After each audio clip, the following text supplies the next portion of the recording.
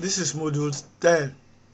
Module 10 discusses referencing, and this referencing is based on upper 6th edition of 2010. Please subscribe and share, and be mindful of pressing the bell-like button so that you can get other presentation. Thank you.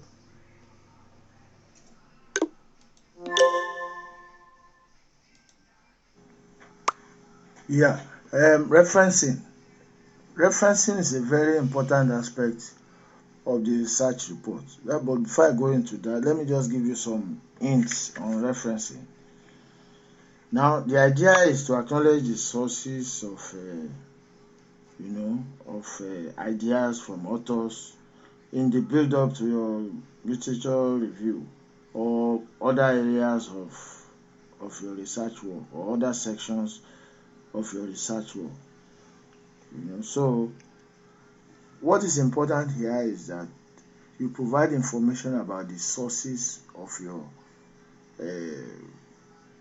information, so that authors who are coming behind you can also make references to those sources if they are properly referred, so that the knowledge continues. There is no breakup anywhere, and makes your work clearer than if you did not reference your authors. And if you reference your authors too, you are likely to be free from plagiarism. Plagiarism is a very serious offense, that is copying the work of others or using the ideas of others without referencing them. You must reference your sources. And another point worthy of note is that all the in-text references must reflect in the reference list. What do I mean by that? What I mean is that all the references you use, all the authors' names that you use in your text, in the content of your report, must be referenced at the back. The back is the reference list. What you have in the text is the in-text references. So whatever you have in the in-text must also be shown in the reference list. It is a must. You don't miss out anything. So you have to check and recheck, make sure nothing is missed out. Now, for proper understanding, I have put a link at the end of this slide. You can go to that link and you will see everything that you need to see about in-text and reference list, in-text referencing and the reference list itself. Everything is stated there, but I try to explain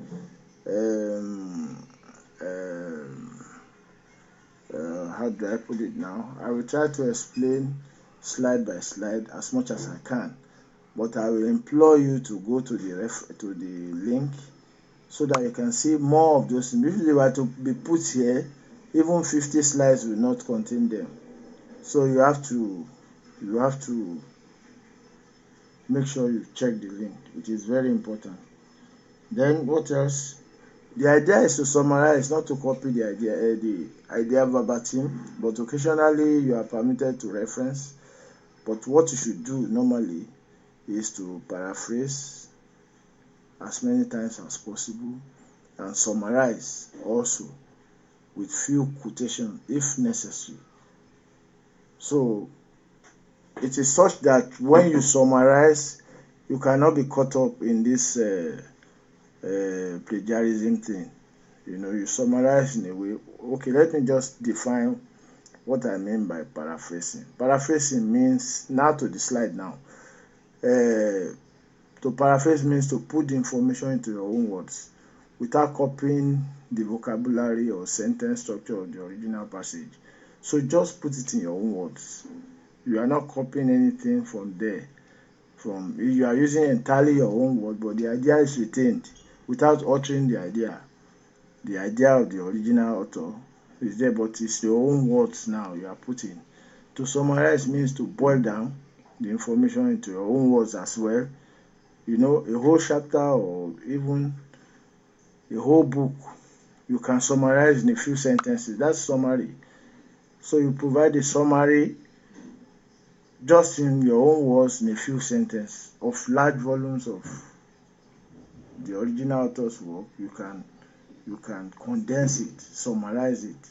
To quote means to use the writer's exact words. A quotation means you are just placing the exact words of the original author before your readers, and you put in inverted commas. And this must be as few as possible. You don't use quotation referencing all the time. It must be very occasional. Then again, there are so many referencing styles.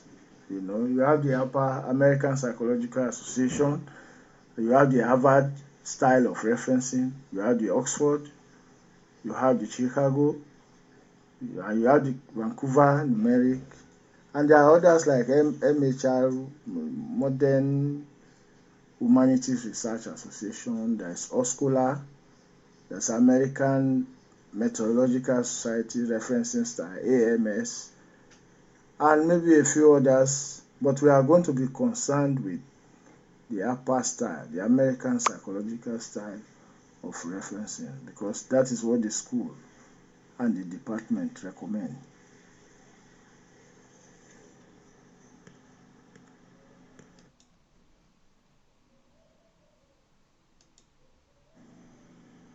So let me attempt to define what referencing is based on what I did, the preamble.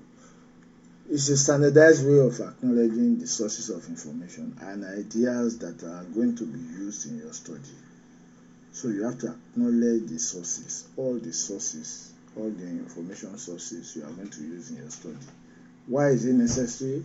To avoid plagiarism, to verify quotations, and it enables readers to identify and follow up works you have referred to. I've said all that before, but I'm just repeating for better understanding. What are the steps involved, in referencing? What are the steps you are required to take? First, record the full bibliographic details and relevant page numbers of the source from which the information is taken. So as you read along, you take notes. You take notes of what you are reading and the ideas you are getting from what you are reading. Mark their page numbers, put the important points there, the important ideas there that are useful to your work, so that you'll be able to cite the source at the end of the day, and reference the information taken. Know the digital object of identifier. Sometimes they put numbers, they use numbers to identify these publications for ease of access, so that you can reach them, you can access them quickly. For instance, just put the DOI on the field, Google field, it can bring the document to you straight away from there. So it's a very useful way of identifying articles. So if it is present, you must note that too. Then, as you write along, depending on the relevance of your ideas to what you are writing, then you insert the citation at the appropriate place in the text of your document. Then you include a reference list at the back that includes all, as I said before, all in-text citations must be shown at the back of your document. It is a requirement. It's a compulsory requirement. Don't miss out any of your in-text citations at the end of your document. It is very important. So these are the steps involved. There are about 4 steps which I've highlighted. Record the details, note the DOI, if any, or the URL. Then insert the citation at the appropriate place that fits in properly into your write-up. Then include a reference list that includes all in-text citations at the end of your document.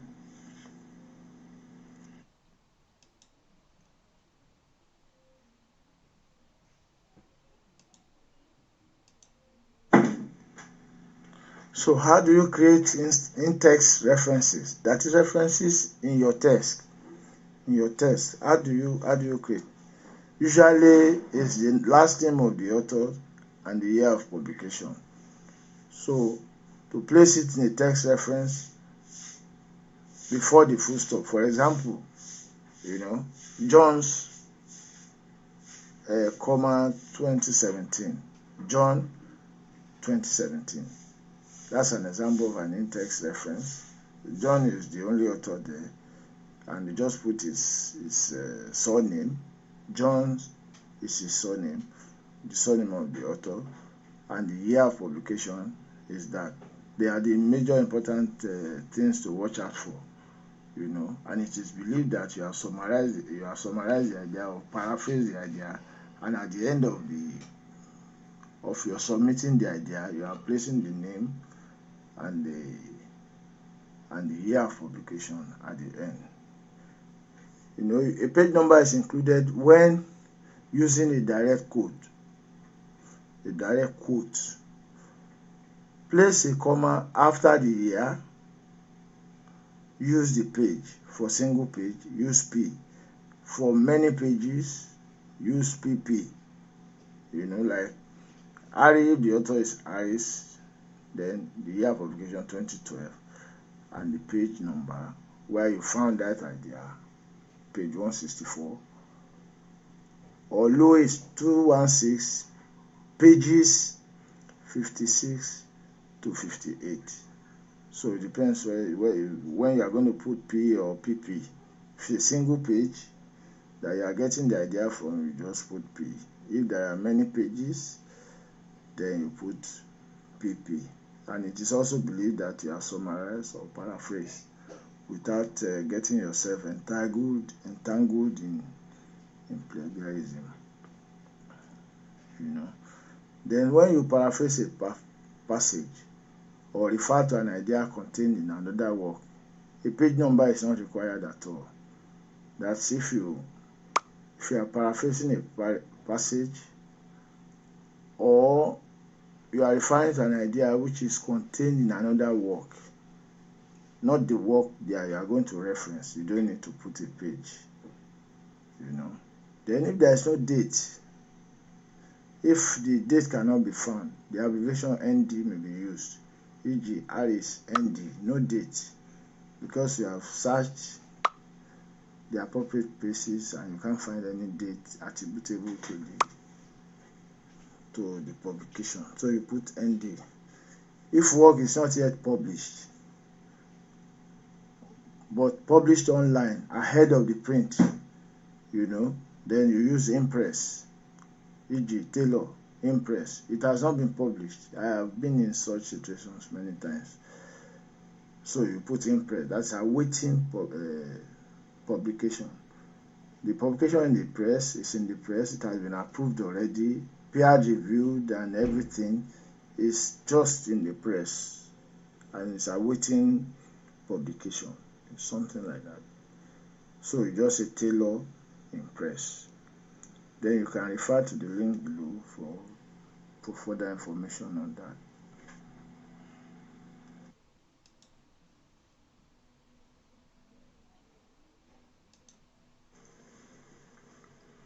Now, how do you create a reference list?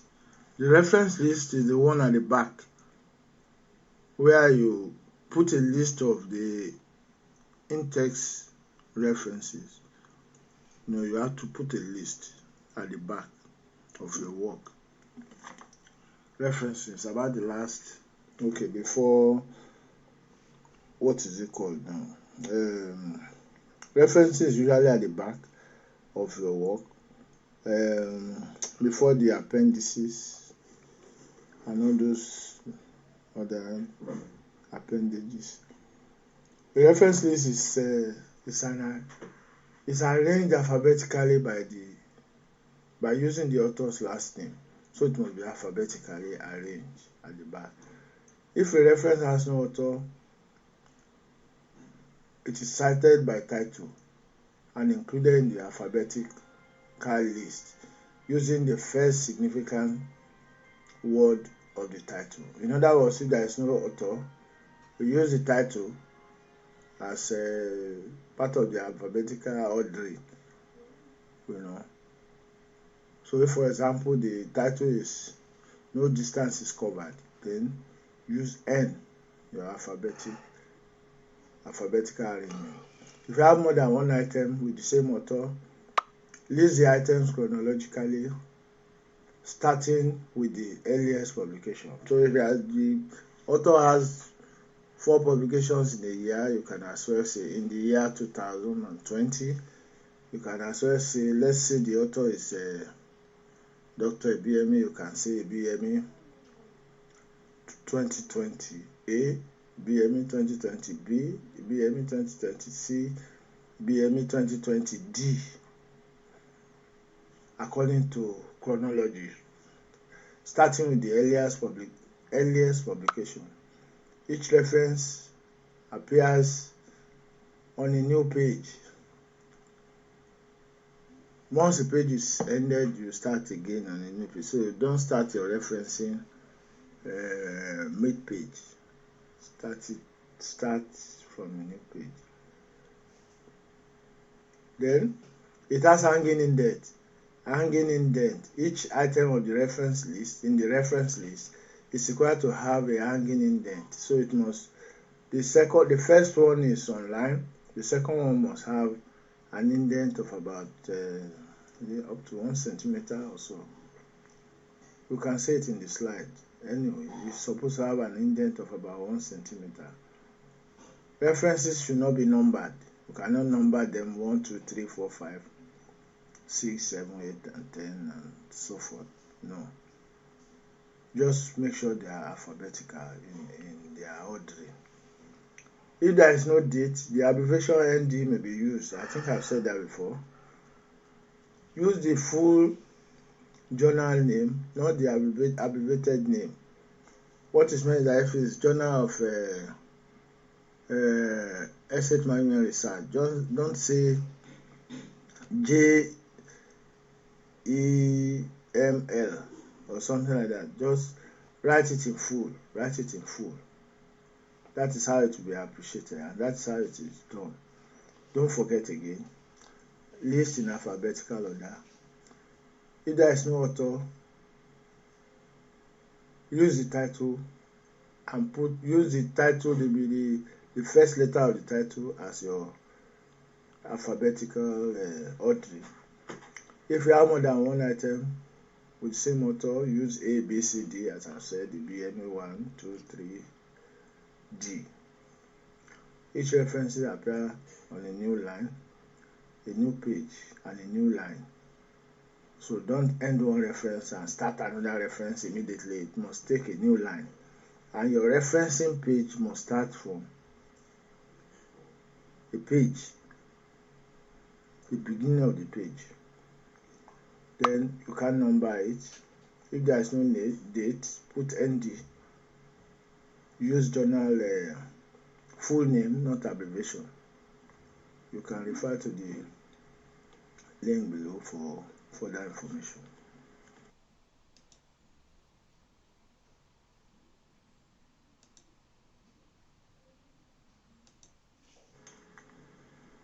Very often you have many sources of information which you have to reference. They will include books, journals, reports, conferences and proceedings, dictionaries, and so on and so forth. The cited link or the link that you have been given at the end of this slide will be very useful for you to know how to reference each of these sources. But for the sake of explanation, I would like to take a few examples from book and journal. But the fuller explanations are in that link. So you can look for reports, government reports, conferences, proceedings, how to reference, how to work, and so on and so forth. They are all there. So because it is not possible to insert everything here. So for example, let's take book. A book that is single authored your reference list will be the surname, date of publication, then the title of the book, then the place of publication, then the publisher. That's all. So for instance, look at Meyer. Meyer is the surname of the author. Meyer S. 207 was published in 207. The title Eclipse. If you look at Eclipse, you will see it should be in italics. Then the place of publication, New York, which is NY as well. Then there's a column there. And you have the name of the publisher, Little, Little Brown or whatever. That's the name of the publisher. Then for the in-text reference, that is for the referencing list. Inside your text, it could appear this way. If you are using a quote, just put the quote there and now put in bracket Meyer 207 and try to identify where the quote is coming from with the page. Page 1 is important. So you can see citation example to your far right. That is a reference list.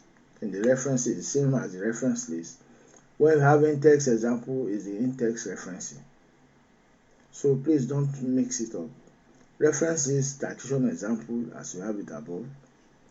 Single author, one author, you have the author's surname and date of publication, title of the book, location of the publisher and publisher. In-text reference, when you are quoting a source, that's what you find above under the in-text example.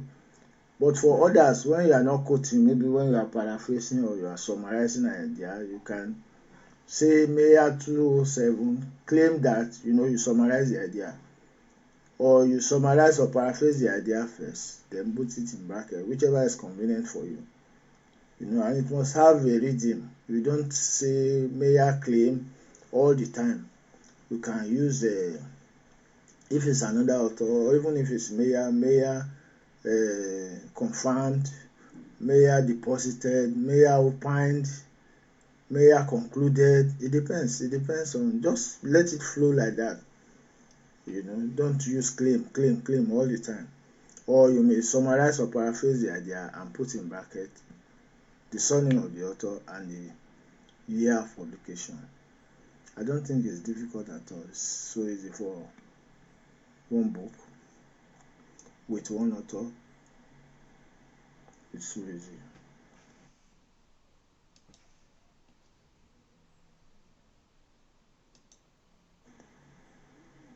So if the book has two authors, you have to cite the two authors. They have surnames first, then initials, then use ampersand, which is and, not and, the ampersand.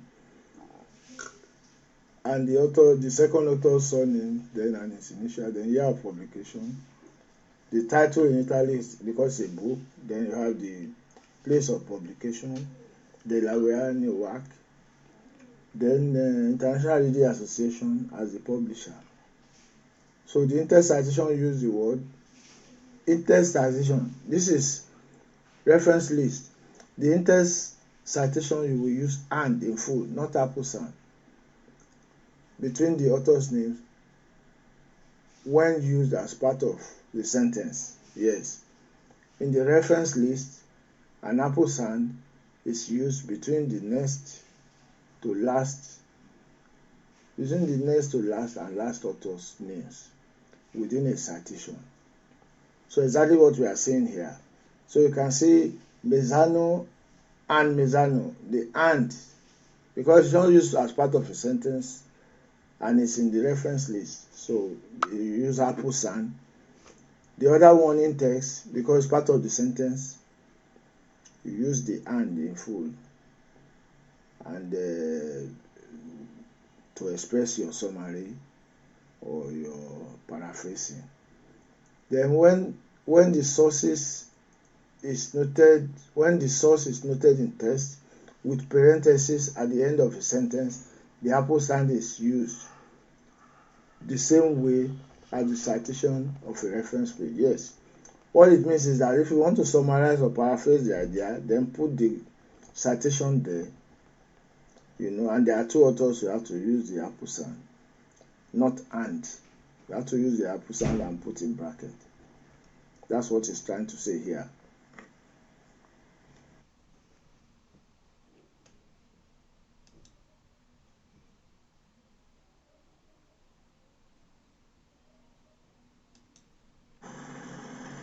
So if you have multiple authors in a book, if a book has multiple authors, list the authors' names in the order listed on the title page of the book. Just list the author's name, in the order that is, you have it in the book itself. Then on the reference list, that's at the back. Let's assume you have 4 authors or more than 3 anyway. Then the first time that you are going to show the authors in the reference, maybe I should let me treat the reference list. The reference list, this is how you just enter it. First author, surname, first name. Second author, surname, first name. Third author, first name. Fourth author, then the year of publication, then the title of the book, then the place of publication, and the press. That's how you enter multiple authors in the reference list. Then if you have 5, if you have more than 5, it's just the same way. You just go on putting the name in that order as you find in the book. Then put the title, place of publication, then the press. If there are 5 authors, 3 to 5 authors, first time the source is cited, the first time it is cited, you must show the list, the names, just their surnames alone. Like that example, you have Gagliano, Sikefe, Wagner, and Kerr 209. That is when you have, let me see, that is in text. In text, you must put all the authors in text. First time, first 3 to 5 authors citation, use the first author's name followed by a third. So if there are more than 3 authors or more than 5 authors, let me say 5 authors, then the first time you can use it all. It doesn't matter. You may not have to use all the names. You can use the first author's name and it all. So as you have it here too, so you have Gagliano, it all 209. If there are 5 authors, but if you have 3, you put all the 3. If you have 4, you put all the 3. From 5, then you can use it all. For 6 and more authors, the first and subsequent citation, use the first author's name followed by it all. So use it all too, because I say once it's up to 5, then use it all. 6 also, use it all. And when you are citing in text, as I said, use it all. That's for this example is Sanders et al. 2004. So you have to be careful to read all these things and make sure you get acquainted with them. They can be tricky sometimes. So you have to get it into your system so that you don't make mistakes in your referencing. It is very important, and it's part of the first set of columns that the examiner will look at. He will look at your referencing, your abstract, then your title, your abstract, and your referencing. They are the first set of sections that the examiner will look at. So you have to be very careful. Learn it properly and you can reproduce it by heart.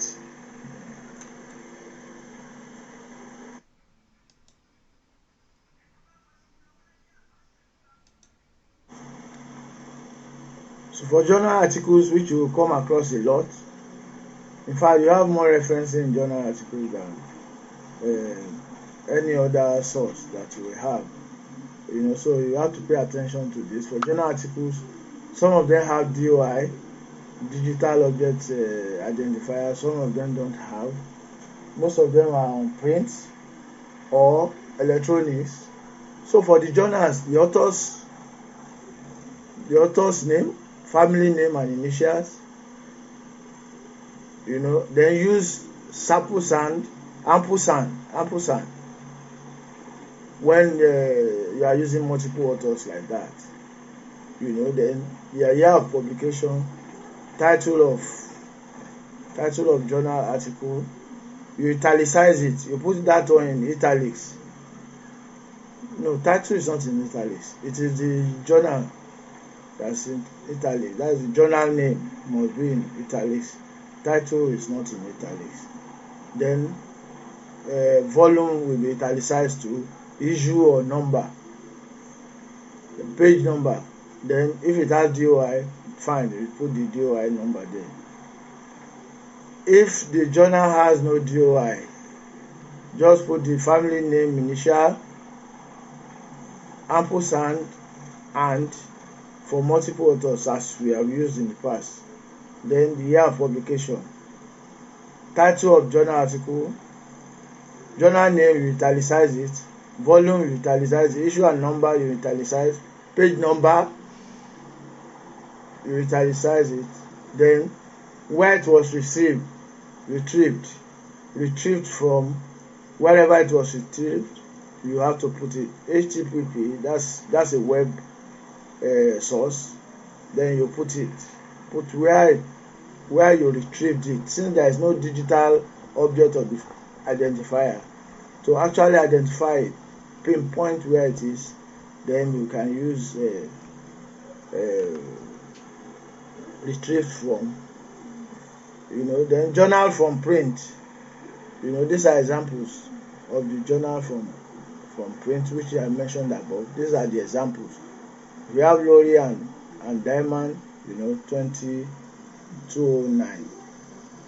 Then this is how you reference it. Mind the names, the family names, and the initial. Then the second one, yes. If there are three, just go on like that. Then second to the last, after the second to the last, you put the ampersand sign of and there. Then you use the name and the initials, then the date of publication. Then don't forget, the name of the journal must be italicized. Then not only that, the volume must be italicized, volume 53 in this case.